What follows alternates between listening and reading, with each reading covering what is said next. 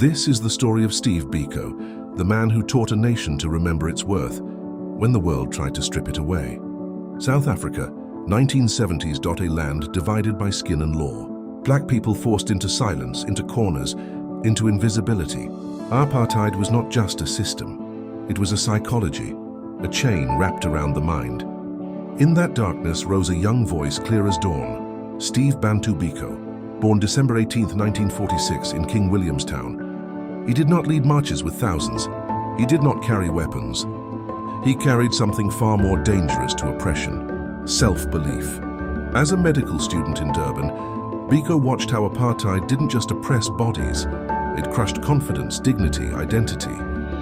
He declared, "The most potent weapon in the hands of the oppressor is the mind of the oppressed." He founded the Black Consciousness movement, teaching that liberation begins inside the soul. He said to his people, "You are beautiful. You are worthy. You are enough." To white supremacy, those words were more dangerous than bullets. A person who knows their worth cannot be controlled. The apartheid government banned him from speaking publicly, from traveling, from quotes, from gatherings.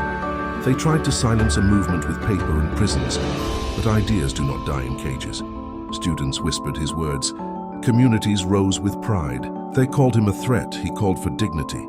They called him a troublemaker. He called himself a man. I write what I like.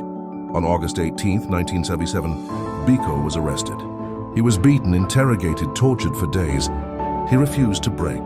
He refused to deny his humanity. He was transported naked in the back of a police van, bloodied and dying. On September 12, 1977, Steve Biko died in custody.